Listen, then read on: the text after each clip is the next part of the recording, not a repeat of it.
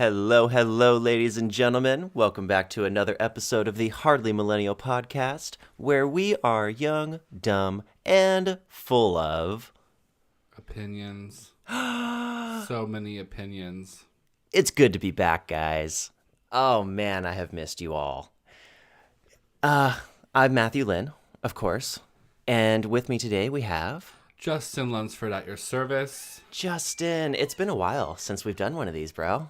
It has, and you know how if you don't go to the gym for a long time, when you go back, you are a little out of practice and not exactly sure what to do. You don't feel as comfortable.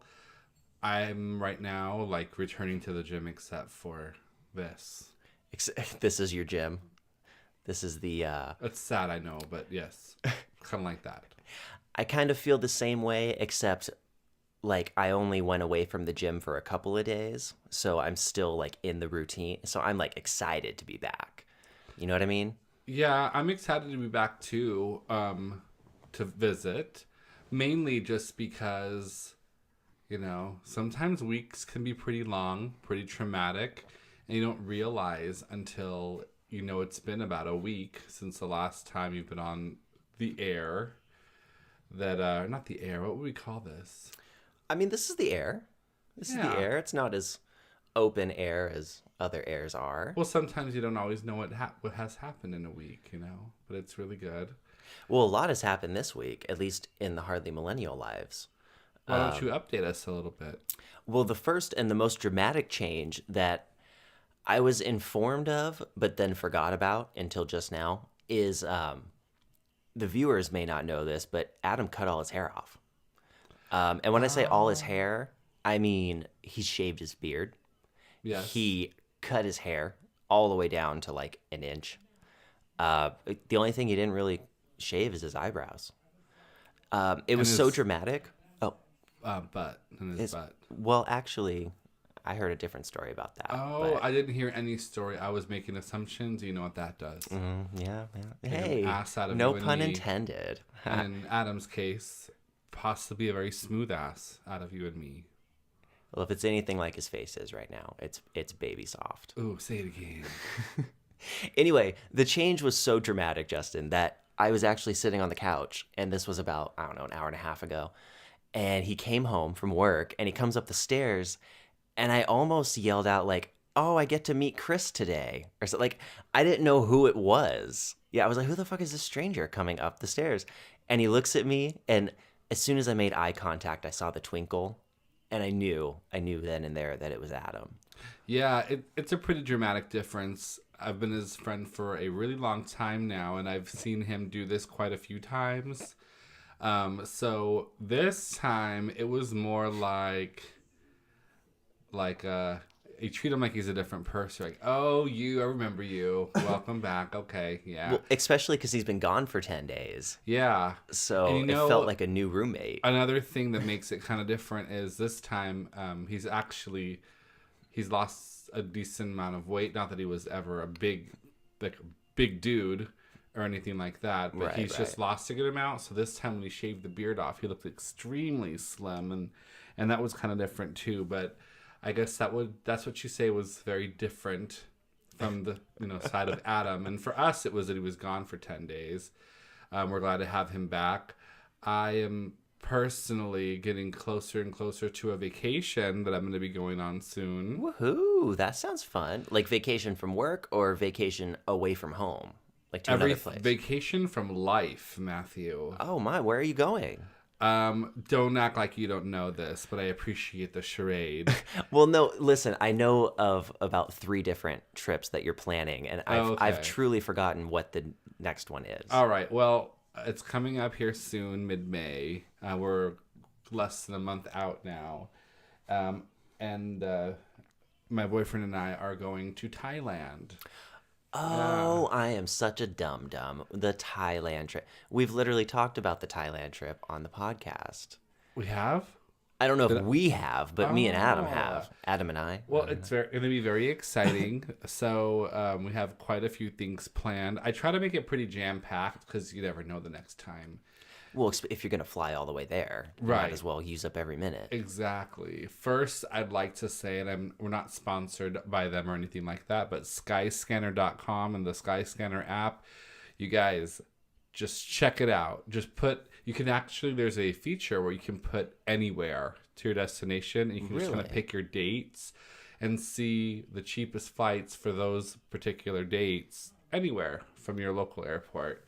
Oh, that's cool. It kind of scans all of them for you. Yeah, so I was stocking tickets for quite some time, and I ended up finding some for about half of what I usually find them. You just got to be ready to go at any moment. So you got to check it often and have the money ready. The deal, yes, absolutely. I gotcha. We're flying into Bangkok, which is the capital. Someone out there chuckled. Yeah, I usually do. As well. I've just had so much in all my planning that I kind of forget to think it's funny anymore. But we fly into there, and we're really spending one full day there. The experience we're really looking for is up in the north in Chiang Mai. It's going to be cool. It's what do you do in Thailand other than look around and shop? What kind of attractions are there? Lots. Okay, so there's a lot of cultural experience, and there's lots of touristy things as well. There's a lot of temples that you can go see, and it's just something you don't see here. So we go and we sightsee a lot of these temples. They have a really cool national sport called Muay Thai fighting. I've heard of Muay Thai. That's pretty awesome too. I've actually never even been able to tell the difference between that and just regular fighting, but I'm sure I'll learn when I'm there. I think it's just a style, just an art of I'm just curious what the point of difference is. And then there's that elephant jungle sanctuary where you actually go to an elephant sanctuary. These are rescued elephants from that used to previously be labor elephants. Mm-hmm. And you don't ride them because riding them is kind of cruel and kind of fucked up. So you just play with them, and you go into this river, put mud all over them, exfoliate them. Just fun stuff like that. Feed them sugar cane. We're going to go take pictures with some tigers. That's going to be exciting. Oh, that sounds amazing. Kayak down the Chiang Mai River through some really cool caves, see some statues. So a lot of nature. A lot of nature. We're ziplining through the jungle, so more nature. And they actually put zip lines up in the jungle? Yes. And you can literally... Yeah. What are you talking, 100 feet? Or are you talking a mile? Well, up in the air? Length. How long are you... So ziplining, you tie yourself... You're in a little swing. And you tie yourself to a rope. 22 platforms. So 22 of those long...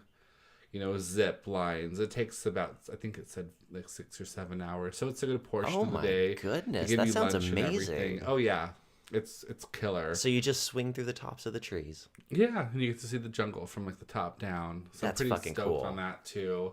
This is the first vacation I've really been a part of, making it a perfect trip that every day you're not too jam-packed, but you're never just wandering around doing nothing. You want some of that, but you don't want tons of that. And then the night times are, for the most part, very free. You walk around, check out the markets. You can eat for $1. Yeah, and it's probably really good food, I would imagine. Something lots different of meats, too. Lots of vegetables. A lot of meat.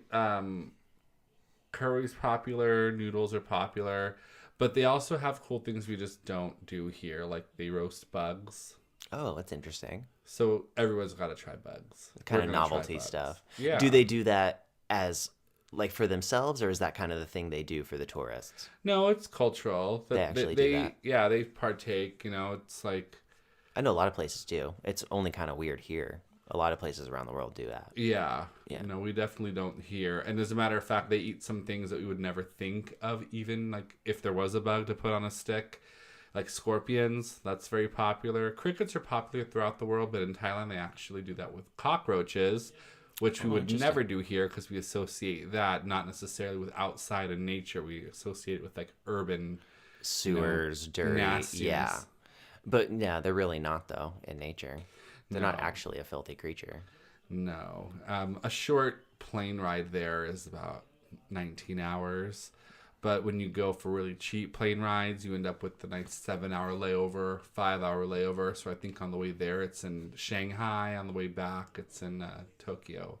Oh, that's cool. So you just have 5 or 6 hours to hang out and look around and stuff. I even wonder if you can kind of leave and look around. I was gonna say, as long as you're there for the next flight, you almost get a little 5-hour vacation in Tokyo. Absolutely. You know what I mean? That's kind of cool. Yeah, it's funny.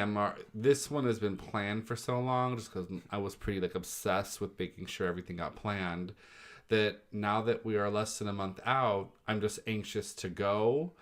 But I already want to plan like another vacation for another time of the year. It's like kind of becoming your thing. Yeah. It's funny you said art, because it really is. You have to. It's a passion project.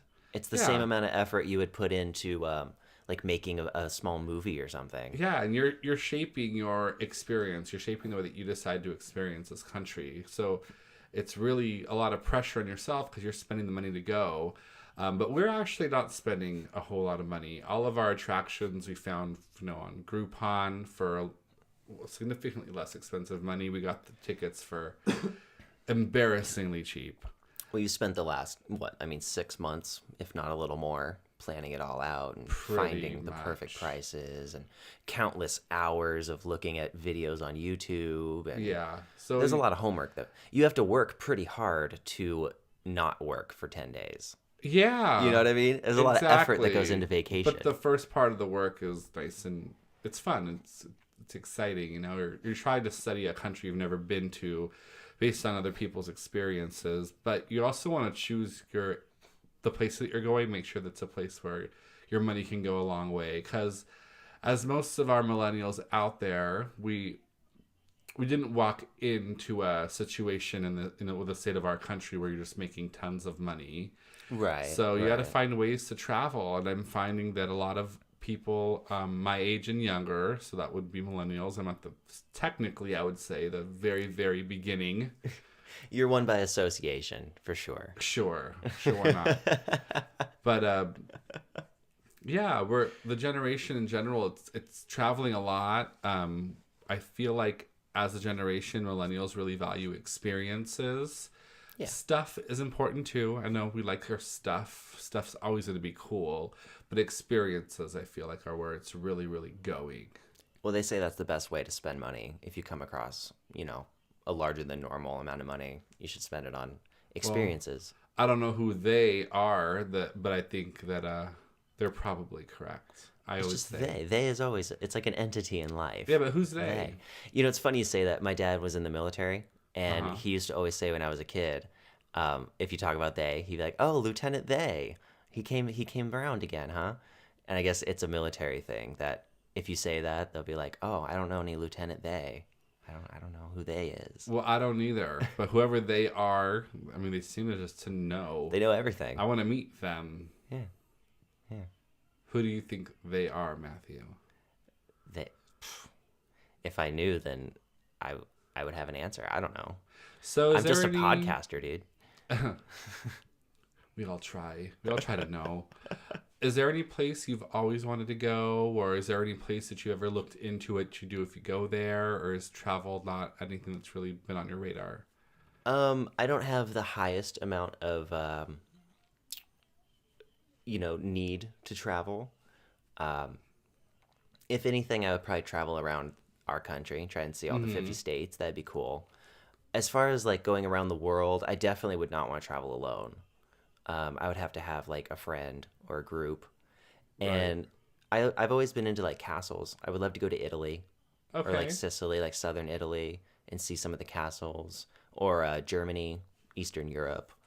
Well, you might want to go to Romania with us. Romania would be super cool. Yeah, I like Eastern European culture and the architecture and stuff like that. Well, it's pretty Eastern European. You're right over there by Turkey. Yeah, definitely. And as far as castles, they have Dracula's castle, the Bran castle. That's I saw a video of that the other day. I was actually less than impressed, to tell you the truth. The lore is a lot cooler than the actual castle is. Yes. It's not a big castle. It just happens It just wasn't very glamorous. I was surprised. It just looked like a nice house with wood floors made out of rock. I think that depends on where in Europe you're going, what castles you're looking at. You're going to find the really, really cool ones like in Ireland. Yeah, I want like German castles, like the cool spirally looking ones that would have a dragon on top of it. The only bummer about, Western European countries, they're always going to be so popular. They're international landmarks. So you're looking at a pretty expensive, set of expenses when you travel there. That's true too. Another one that is also very expensive that I've actually talked about on the podcast is Japan. You guys kind of introduced me to Japan and its culture, and I realized that I really enjoy it. Japanese culture is fucking awesome. Definitely on the list for sure. It's definitely one that you have to plan a long time in advance, mainly just because nothing in Japan is cheap. See, I feel like I would be willing to give up the cherry blossoms to get a cheaper vacation. Because if you go during the year where they're not blossoming, it's a lot less crowded and it's cheaper. Oh, 100%. I mean, I love the cherry blossoms. Me too, but I can see pictures of them. Yeah, you can buy one of those stock art, from IKEA or something, and then see them in your house like all year long. I'm more interested in going for culture and everything, and depending on when weather is not awful there. But it's definitely, like I said, it's get very stormy. Not a cheap trip. And right now, if I go on vacation, the last thing that I want to feel is like poor. There's nowhere that would be considered cheap to you and me that I would really be dying to go and see, to tell you the truth. Yeah, different strokes. I don't know. I just couldn't go. I'm a staycation kind of guy. I would rather stay at like a super nice hotel and stay within that, 500 square feet or whatever, but be totally pampered. Like, that's more fun for me. Well, I hate to change topics, but something really exciting is going to happen with the next couple of hours here. Next couple of hours? Yeah. Holy shit, what's happening? Well, we're going to bed in the next millennials do not. Well, you are going to bed in the next couple of hours. I have company coming into town, and I'm really, really excited for this. Maybe you can have her on. That'd be great. But my friend from California is visiting. And what a lot of the listeners don't know or don't care, or we just haven't told them yet. Oh, they care. Is that half of the year here at the old homestead, I have a pet that lives with me named Panama. Dude, we've talked about Panama on the show. We have? Yes, he's a superstar at this point. No. We've totally talked about Panama. Okay, cool. Yes. Well, I'm hoping... Let's recap. Who is Panama? Okay, so Panama, he's about 30 years old now. He's a green-winged macaw. I adore the shit out of him. I think he's so cute. And half the year he lives with his mom, my really good friend, out in California. You have dual custody over a bird. Dual custody, because this is going to be a project in 2 different states too. For about we make 40 it work. more years. Yeah, we do make for it 40 work. More years. So she recently took a trip to Spain and had someone go in and watch Panama. And now that she's back from Spain, her and I kind of want to catch up and hear about how it went there. How that one was different for her. She's done a lot of traveling, so I always like to see how they kind of compare. Spain would probably be really fucking beautiful.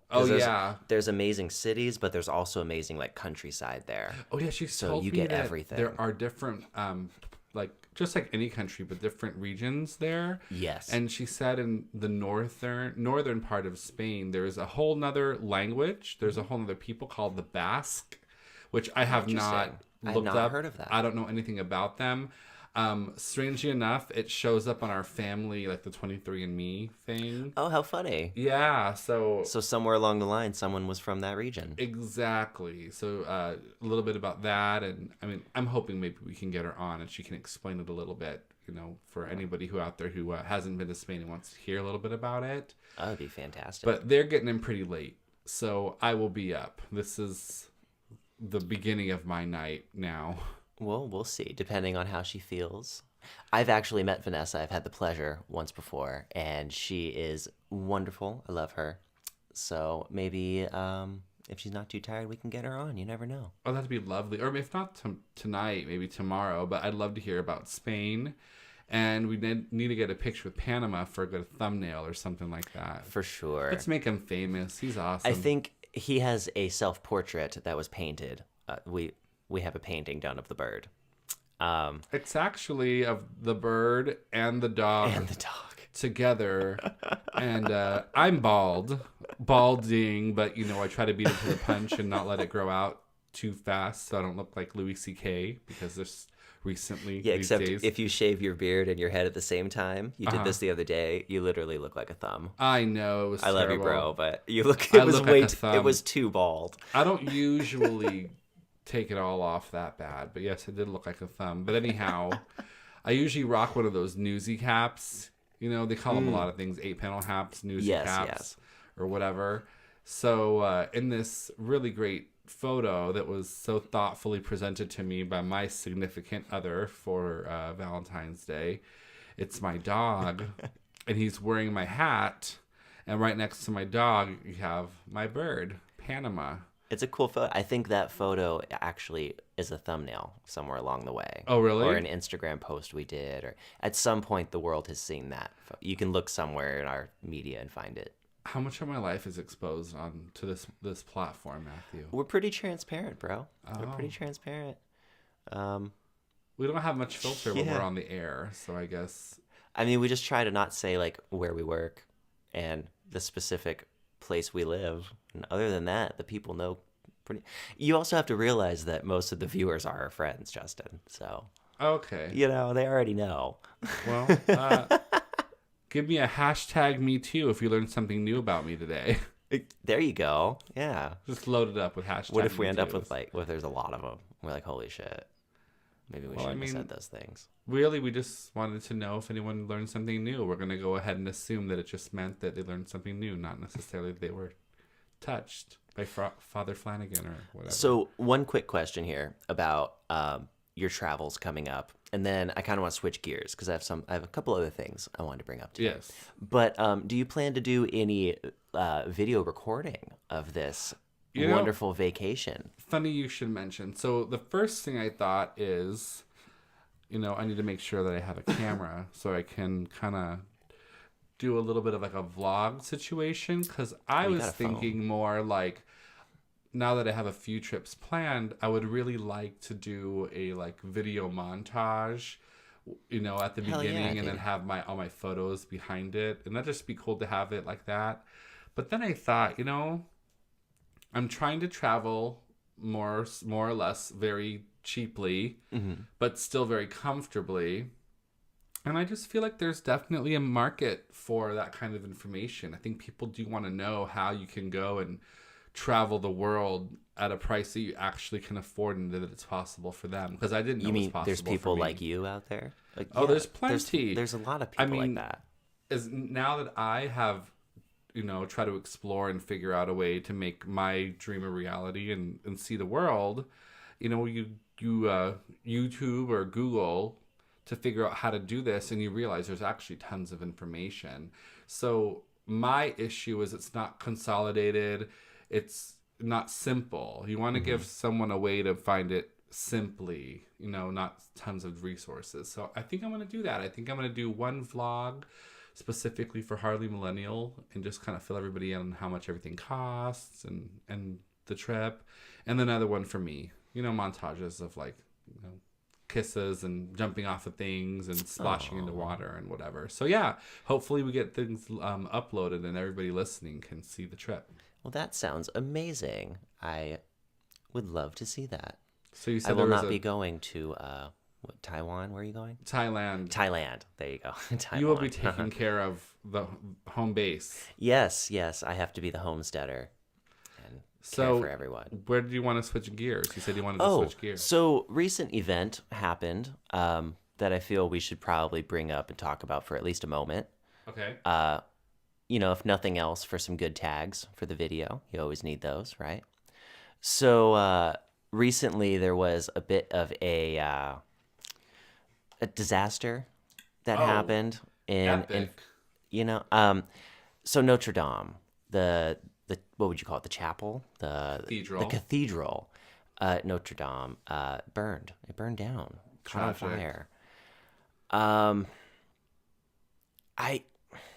So, it's tragic. I'm sad about it, but I have a hard time really understanding the level of tragedy because I've never been there or seen it. Are you familiar with it at all?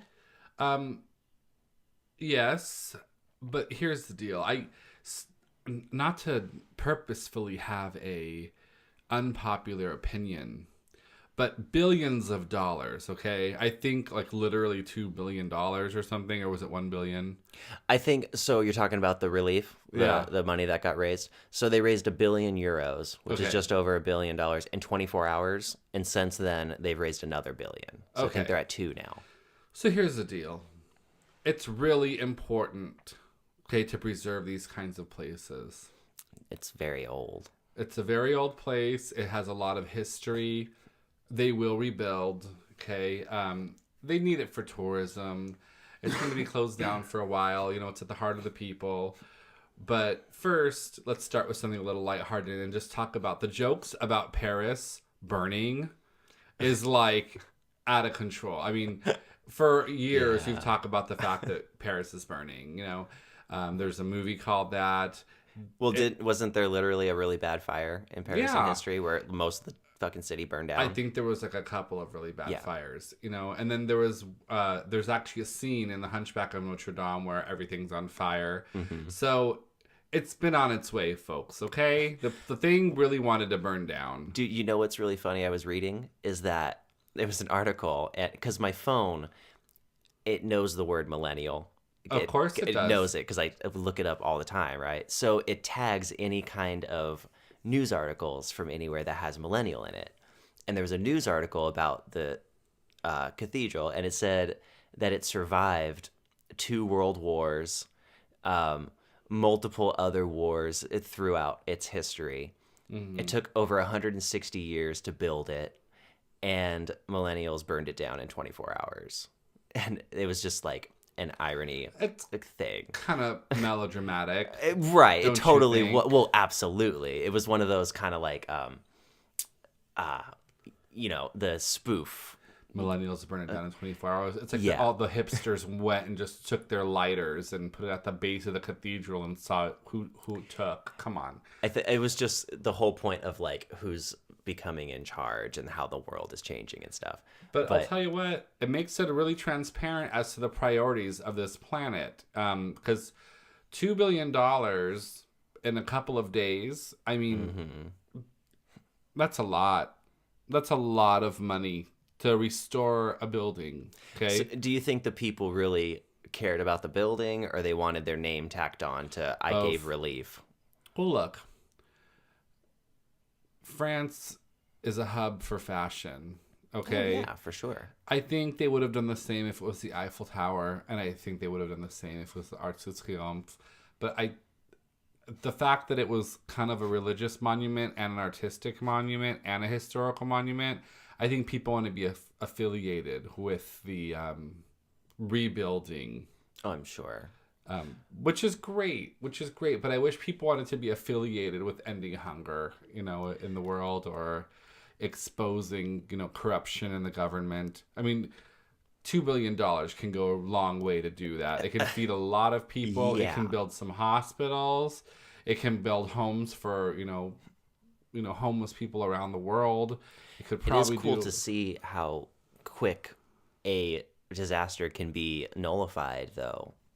Like when people care enough about it. Oh yeah, but then you get to see where people choose to put their care. I mean, what's that game that you've been playing? Where you just So it's an enthralling game, folks. Shout out to Geopolitical Simulator 4. Okay, so it's a game where, in essence, it gives you all these like stats about a country, and then these decisions that you make kind of play out based on this country's statistics, right? Yeah, basically, you basically run a country. Okay, exactly. Now, some of the countries that you tell me about have like a grand total, GDP of a couple $1 billion. Oh, yeah, absolutely. Okay, so like there's many countries. I like to play in like Africa because it's very hard in the game, where they only have like 5 to 10 billion. That's the entire country's $2 GDP. billion would be like 10%. Would raise a country out of some kind of a problem. Yes, absolutely. Okay, but that never happens. No one ever gives $2 billion to just raise a nation out of poverty or, illiteracy or anything like that. But we did it I didn't, but it was done in 2 days for for Notre Dame. Exactly. Yeah. And another thing is, when something becomes a national landmark, international landmark, wonder of the world, whatever, I'm pretty sure there's already some crazy like insurance or, plan that in case something like that happens. Well, I'm sure that whatever, if there wasn't private funds, that the government would rebuild it. And I'm more than sure. I'm not anti rebuilding Notre Dame. It kind of opened my eyes to where, if you wanted to move a couple $1 billion in a couple of days. It's priorities kind of thing of it's possible to do. Before you would have thought, well, $2 billion, you can't just raise that in 2 days, but you totally can if you want to. Well, how do you feel about any of that? What does it make you think? I just think that it's priceless. You know what I mean? Like, I don't know. For me, it's never the same Notre Dame now. Well, like, of course not. For me, I would take $2 billion and build a new monument that stands the test of time and shows how great society is today. Because that monument had its life, had its time, it inspired the people it did, and then now its life is done. So I'm not completely sure how down to the ground this thing burned. I've heard that it's totaled. Now, I also haven't done a huge amount of research into it. I don't know how the fire started. But I have heard that, like, I guess there's towers involved, and like one of the towers fell into the main build, like it fucking destroyed it. Okay. So I think the rebuilding process would be like almost like some of the Greek temples, where they would keep probably as much as possible of the structure and then rebuild with stones similar to it. Yeah, they're going to rebuild it. It's just going to become the rebuilt one, and they're going to reference that, the Great Fire of, the second time Paris was burning in 2019. It's always a shame when stuff like that happens, but you can't, unless someone does it on purpose, you can't really blame anyone just because our generation was the one that it happened in. You know what I mean? Like, a building is going to fall eventually no matter what. Not to continue to circle back to the negative aspect of it, I just thought about this, though. Sure. I recently saw a video on Facebook, because everything on Facebook is true. Of course. Everybody knows that. Hashtag duh, okay? But there was a whole, it looked like a small population, like a town. I don't think it was Paris per se, but it was in France, of some people rebelling against the government because of their cost of living is too high. Okay. So these people cannot afford to live in their own city. Nothing in particular is being done to help them, especially they've just elected they continued to go with the Democratic government, even though it was very close this time. Is it still Macron or whatever? Yeah. It's still that guy? He just got elected, I think. I'm pretty sure he was the president before too, wasn't he? Oh, was he? Yeah. Well, I know his name. I don't know. I was only following. He's been around long enough that I know his name. So. Macron, I think I was just following, when they were being elected. He's been the president for the last term. So yeah, it's a Democratic government, but they really haven't done much to make life better for their people. I guess they becoming more tolerant people if ever they were not tolerant. But I think they could use probably $2 billion to help, rebuild their society and not live completely impoverished. Imagine if they took that $2 billion and put it into an investment account for the country. You could just take the interest that you make off of the profits and literally use that to help run the country with. And it would be like a rainy day fund that just makes interest. $2 billion makes a lot of interest, dude. Well, they want to rebuild Notre Dame. Well, and they have to. I think the people would have cried out for it had they not. Hey, maybe it's something that'll bring them all together. Like I said, I'm not trying to be a hater. It just makes you... No. And honestly, it's not... it's front page news, but it's not something that affects my life personally at any point. It was just something I felt was good to bring up. Just a recent event. We try to cover recent events here. So, in light of that, though, to move on, for kind of some meat and potatoes here today, kind of the main topic, I've been thinking a lot about lately Inspiration. Okay. And mostly I've been thinking about how do you obtain inspiration without being inspired? Does that make sense? How can you trick inspiration? How can you be on the couch, sitting there, feeling lazy, not be inspired by anything, and tell yourself, I demand that myself become inspired? Shame. Ooh, interesting. 100%. Elaborate a little bit. What do you mean? Okay. I believe that there's nothing that gives more inspiration without being inspired than shame. We talk a lot about not shaming people, or not shaming huge, ourselves, right? or not kink shaming, or fat shaming, or body shaming in general. But I do believe in shaming. Interesting. I absolutely do. I do believe in shaming yourself. Yeah, I definitely do. I think that, one, shame is realizing that you could be better, but because of yourself, you're not. And that's shameful. And I think it's a very, very healthy thing to feel. I think that turning shame off of things that are naturally shameful is unnatural. And it's wrong. Isn't it I mean, if you turn the shame off, because this is interesting. I've never actually really thought about this. It's almost like you're what was the word I was looking for here? I lost my word. But well, a snowflake. If you turn shame yourself off, it's a shame to do that almost. Yeah. Not to have a pun there, but follow your natural desires to feel more included. Follow your natural desires to take social cues and try to fit in, because it's important to know how to fit in. Now, I said anything that makes you feel shame naturally, right? So there are some things we should not feel shamed about, in my opinion, right? So if you are disabled, you're born with something happened to you, okay? Things you don't have control over. Yeah. Things you didn't do to yourself. Those are the things you don't usually have shame because you got into a car accident. So you shouldn't feel shame of an injury that you got while you were in a car accident. However, if you were a drunk driver and now you could not walk ever again because you got into an accident while you were drunk, that is shameful. You should feel ashamed of that. You caused that, and you should not want anyone else to make that mistake. And you want them to know how shameful you feel for making such a dumb mistake, putting your life at risk for no reason, and anyone else's life at risk. That is super interesting to me. I like that because it kind of takes it from a place of ignorance where you don't even realize what you're doing is wrong, and turns it into a choice where you understand that eating this way is wrong. You know what I mean? Yeah. And it's making your body get fatter. Yeah. But you're choosing to do it, and that's fine, but you should feel a certain amount of shame for choosing to be wrong to yourself.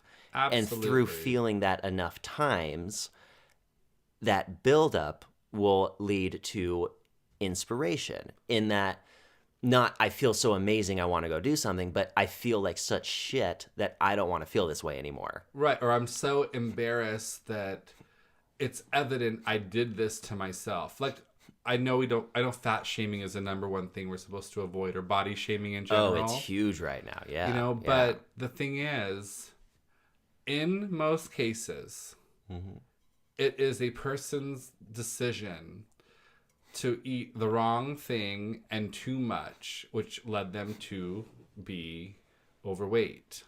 In most cases. I would say in the majority of cases. Okay. It is not it's not out of the person's hands. They had at least the majority of what had to do with becoming that way. Right. And I am not thin. I definitely get to places where I am much larger than I should be.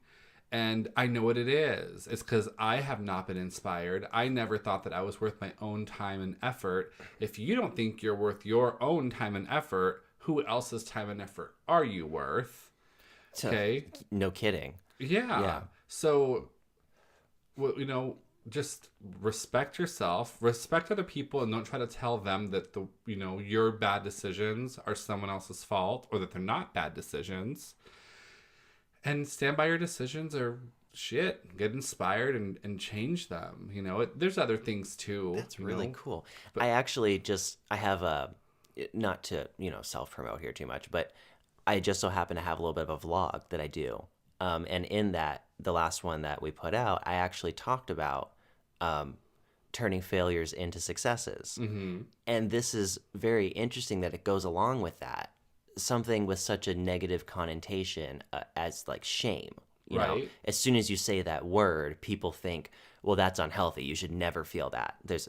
I don't like that, so no one should ever feel that. But that's wrong. If you shit your pants in public, you should feel shame. If it wasn't an actual issue that you have, if you just chose to piss yourself in public because that was just the choice you made, that's a shameful choice. And that's why people don't do that. That means that you are healthy, you made a dumb choice, and you are feeling the emotion that you should feel when you made a bad decision. I don't think that any emotion, I'm saying this on a little bit of a whim, but I honestly think it.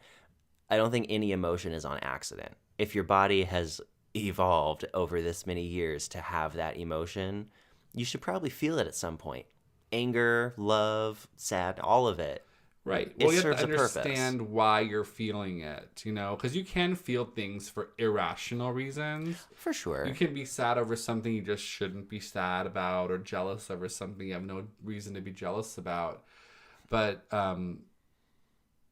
you have to learn how to differentiate, But for someone to say that no one should feel shame or no one should feel embarrassment, why? You're taking a means of survival away from them. We've adapted to have that over time so we can live together better. And shame is one of those things that's important because it is inspiring when you feel ashamed, and that can help you really jump out of something and make something better of yourself. I mean, we'd all like to be inspired by something other than shame, but the important thing is something makes us change our mind as to how we're going to live our lives. Well, and the whole question that I did pose here was, when you're lacking other inspiration, when you're not inspired, how do you become inspired? So, this isn't like we're looking at the Mona Lisa and you're like, nope, I'll take shame over that. This is the mechanism that you use when there is no inspiration. If you would like to change and you can't get inspiration, you're not inspired to change, that is what you need to investigate. Not like, how do I get inspired? It should be, why can I not get inspired? Why am I not inspired? What is wrong where I cannot get inspired? I'm not going to do it right now. I'm not inspired. You have a lot of good ideas about this, actually. I hadn't thought of that either. Well, I definitely get to a place where I know I need to be inspired, and I'm not currently inspired. So why am I not? See, and I hate that because if I have the capacity, I get the same way as what you just said. And I feel like if I have the capacity to be inspired, I should be all the time, right? And I guess that kind of takes a little bit of the flair away from it too. If you're always inspired, then it means nothing. Doesn't some of the value come from the rarity? I think there's a lot of ways to become inspired. One of them is through shame, and one of them is through just really having a goal and being motivated. But the important thing is to be inspired. So we should all try to be inspired. Some people are always inspired, and it is inspiring. Yeah. They keep going and going and going. But these are not usually people who go through spurts of inspiration. This is somebody who, like, say, physical fitness, right? We all want to be physically fit, and we all want to have inspiration to do so. Well, this is going to be someone who always stays physically fit. They may not have inspiration in other ways. They may not have hobbies, but when somebody is physically fit, they care about their body. Right. It's a lifestyle. It's a lifestyle. Like they always say. Yeah. So people like that, it's easier to inspire other people to be healthy because they've already got this great thing going. Whereas they may do nothing fun, right? That person may not think that they are worth anything really, really fun in their life. They're just hard work. But then they can look at other people who may necessarily not have great bodies, but they are well-traveled. They put all their time in there. We should be exchanging ideas like that. Right. So accepting quote unquote, who you are and how you are, and this is just the way I am, is actually going against, anything we're designed to do. We should always want to be better. We should never be at that point where we just accept this is how we are. I don't care how physically fit you are, you should always want to take care of your body. I don't care how many languages you speak, you should never be done learning. Right. You should always be trying. And I mean, that in itself is inspiring. I know for me, the mechanism that I always use when I'm not feeling inspired up until now is to look at people who are in a position that I want to be in. Mm-hmm. The whole looking up to someone thing. That's where I get a lot of, personally, my inspiration from, is figures who are doing things with their life that I want to be doing with my life. Exactly. And I try to, for lack of a better word, I try to copy them, but obviously not do exactly what they're doing. You want to emulate them. There you go. That's a good word. So yeah, I don't know if it's that I'm a mathematical person or what, but I don't look at pictures or landscapes or like animals and become inspired by that kind of thing, mm-hmm. like the beauty of it. I like it and I enjoy it, but it doesn't inspire me to want to create things. For me, personalities inspire mm-hmm. me. Like, I want to be more like that person. Mm-hmm. That is what keeps me going. Right. So it's not that I want to keep hammering this home because I just feel like I sound really defeatist, like you shouldn't love who you are or something. No, yeah, you're good. But if you already had this mentality of, I'm awesome, the way that I am is great, I don't need to be anything that I'm not. No, you do need to be something that you're not, or else you're admitting somehow that you're at the top of your game and you don't need to work hard anymore. You want to be something you're not because you want to be better than you are always. Well, and that's what keeps people going too. You realize, I mean, you see it a lot where people who get to be very, very old, who live long, long lives, maybe they weren't the healthiest in their life with what they ate, maybe they were smokers, whatever, but they're usually like the CEO of a company or mm-hmm. some kind of very wealthy person who kept their mind busy. Right. Or if they're not a wealthy person, they have a hobby. They play chess every day, or it's something to keep your mind building and creating. It will keep living. Or you could have the opposite, right? Somebody who has nothing, someone who owns nothing, not an ounce of equity in anything in their life, but they've been to over 100 countries in the past mm-hmm. 8 years or something crazy like that. That's tons tremendous. That is someone that you look at and you are, for the most, I would be very inspired. Yeah, you want to be more like that person. I always wanted to be the clown, the person who, there's always a guy at any get-together who makes everyone laugh. Mm-hmm. We all know him. We all know who he is. And he's the guy who maybe doesn't run his life in the straightest course. Right. And, you know what I mean? He's always got his own personal issues and whatever. But he's funny. And mm-hmm. he's fun to be around. And everyone enjoys him when he's around. So he shouldn't be making people want to be like him. Not take things so difficult or so seriously. Right. Bring light to a situation, and somebody who's a little bit more introverted would look at someone like you, someone or the comedian in the group, and say, "Wow, I want to be more like that." Yeah. Whereas the comedian can look at the person that maybe is a little bit more reserved, that has a lot more going on, and say, "I want to be a little bit more like that."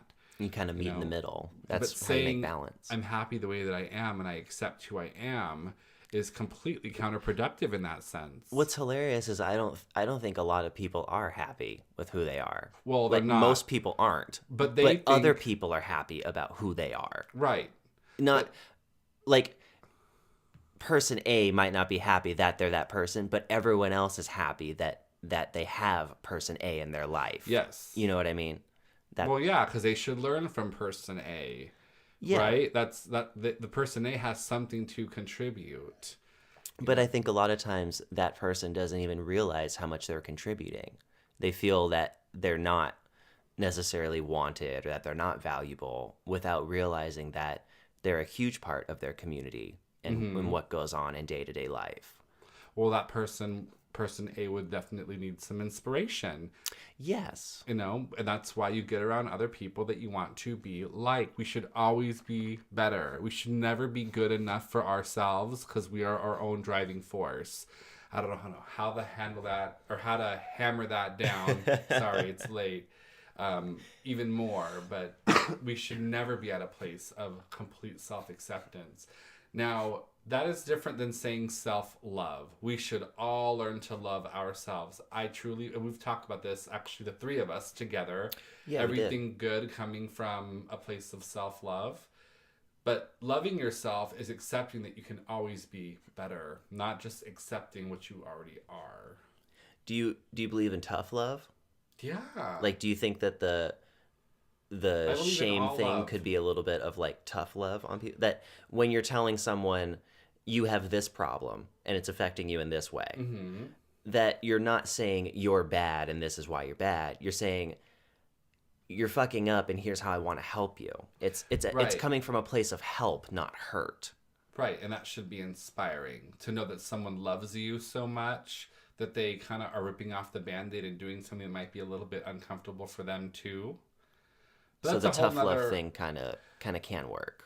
Well, you have to. It's natural. Tough love is natural. You know, when your mom asks you to do something and you're 11, right? At first, she asks you really nice, like a nice motherly way, and you know the drill, right? I always did it the first time I was asked. Immediately. You know what? So did I. I was very inspired by what could possibly happen to me later.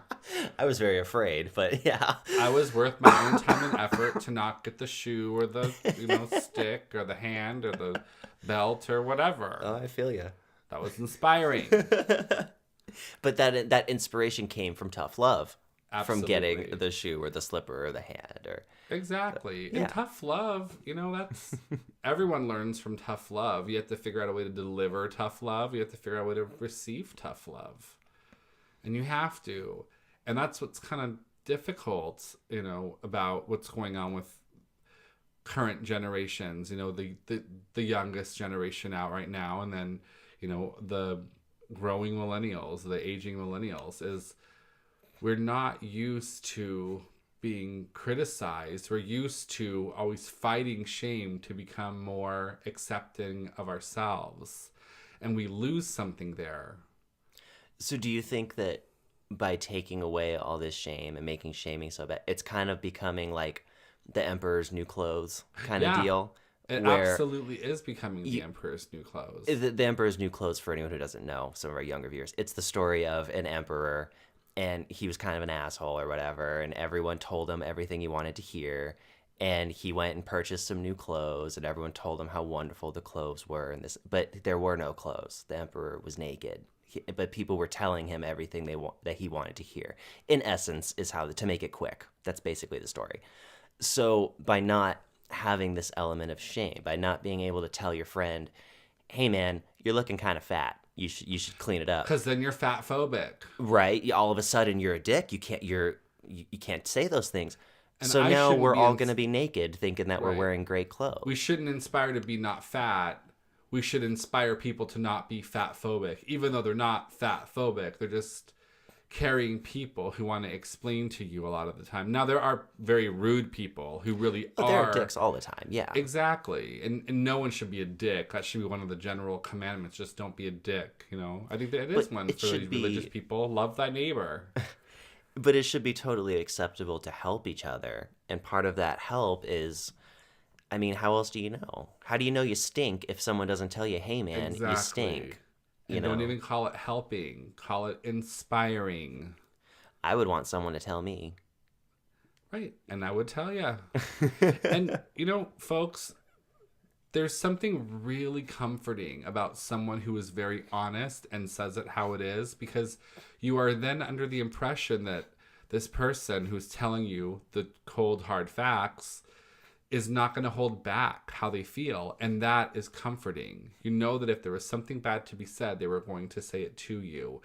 And I've been told by a lot of people that I'm actually very intimidating. And to me, that is bizarre. I cannot believe that I was ever intimidating. I can see it. I can see how some people, especially in like a work environment, you could come off as a bit intimidating. Well, that's bizarre to me, because if you look awful, and I tell you, hey, fix this, it looks terrible, you should never worry about what I'm thinking of you, because you will always know exactly what I'm thinking of you, because I care and I want you to get better.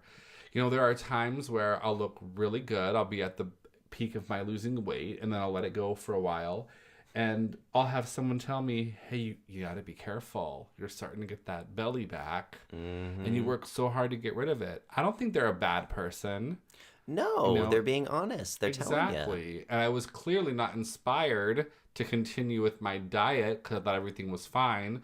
Another set of eyes saw me, told me, hey, you've inspired me to do better, and I'm seeing that you are falling off the wagon. I want to inspire you and let you know that you're not looking as good as you were. Yeah. So, and another thing that I think people do immediately in that situation when someone confronts you about something is you try to turn that person into a hypocrite in any way possible. It's a defense mechanism. You try to find any way that they are going against what they're saying so that you can tell them to practice what they preach, right? And I think that's a bit of a bad way to think of it too, is you shouldn't be so defensive immediately, and you shouldn't try to turn it around on the person. You just say, okay, cool, be kind of thankful almost, Well, as you defame, the very fabric of somebody's character, it makes you feel like what they're saying is not as valid, therefore you shouldn't have to take their advice. Right. But the moral of the story here is become inspired. Don't give yourself reasons to not be inspired. And also, I guess what I'm trying to say too is don't discredit something that someone says just because they're not acting on it. So if a 450-pound person tells you that you're starting to gain a little bit of weight, don't discredit that because they are very much overweight. Your situation is still what it is. Right. You know what I mean? You can never, ever bathe and still know if someone stinks. What about if a doctor who's obese tells you that if you don't get to a point where you're not morbidly obese, you're going to have heart disease? The doctor might have heart disease, and they know very, very well. It doesn't mean that they're not correct just because they are overweight. But all too often, I think we use that mindset. And, it's like I said, it's a defense mechanism. And, it's no one's job to shame somebody, but it is your job to feel shame and act appropriately. If that makes sense, that makes sense to you? That does. That you shouldn't seek out to do it to people. Exactly, because they're just an asshole, and no one has to be nice or like an asshole. No, not at all. But what you're saying is it is your duty to realize when you're in that situation and that you're having that feeling. Right. And what do you need to do to fix it so that you don't have that feeling again? Yes. Otherwise your body, biologically, it's going to keep reminding you that you have an issue. And you're going to find yourself in a very, very unhealthy and very unsafe place. Oh, here's a good example. I think everyone can agree with this one, okay? This is how we all can kind of come full circle on this. Okay, let's do it. We've all watched American Idol. Oh, yeah. Okay? Love it. And you've all watched those really, really awful auditions. Oh, yeah, they're the best ones. So you'll have someone like Kelly Clarkson that goes up there a little bit timid, right? Because this woman is very inspired to be better all the time because she listens to people who are really, really good, and therefore is critical of herself because she wants to be as good as these people, right? And she goes up there and she's a little timid, and she's just hoping that she sounds beautiful, and she's going to go up and she's going to say everything or put everything where it's supposed to be so she can sound as perfect as she can. Right. But then you get these really overly confident people, and a lot of the times they are awful. Mm-hmm. They have no shame, zero shame, and they were conditioned to have no shame, and no one's winning. It does not resemble confidence. Having no shame is not the same as being confident in yourself. Absolutely. Kelly, maybe the first time she went on American Idol, she was confident. She knows that she can sing, but she would have been very ashamed had she gone up and blown that moment. Right. And so that fear of being ashamed, she didn't want that to happen. So she held herself in the right stance. She thought about what she was going to do, and then she did it. And but she then you sang have beautifully. William Hung, she bangs, who went up there thinking that he was just the bee's knees. He thought it was fantastic. No shame. So very confident, but no shame. And a lot of people, I'm sure, said, you know what? You do you. You are fabulous the way you are. Don't you let anybody tell you that you can't follow your dreams. Well, now here we are, and now someone had to, and it had to be on national television. That may very well have been his first time, being rejected or being told he wasn't good, and it happened on freaking national TV. So no one along the way did him any favors by shielding him from that shame. And you're not doing anything by telling your very, very morbidly obese child that they're just like anybody else. You tell them, you know what? We need to get you where you need to be. We're going to do this for you. Because usually if that child does notice that they're a little bit different, it's natural and it's healthy for them to say, hey, I'm not fitting in with my peers. I was just going to say kids are some of the most sensitive to the whole shame thing. They're considered very innocent, right? Right. Kids are very logical, very innocent. So it goes to show you that it's not unnatural to feel that way as an adult. Kids do it. And you should learn to feel why you're shamed. Fix the reason why you're shamed. Don't fix the fact that you are ashamed. I like that. I think that's good advice. Yeah, figure out what's causing my shame. I feel like there's a lot of things that people shouldn't be ashamed of, and they are.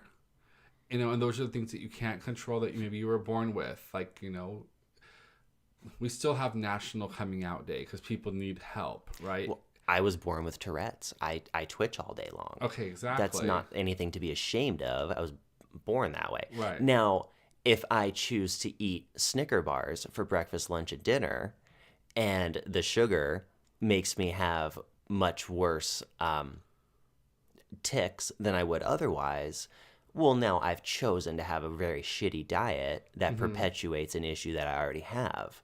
So now there's some shame there. That was a choice I made. Exactly. So that's where we can come back full circle a little bit, kind of to end this off. Like you said, is just remember that there are things that you have control over and things you don't, and try to have control over what it's okay to be ashamed of a bad choice.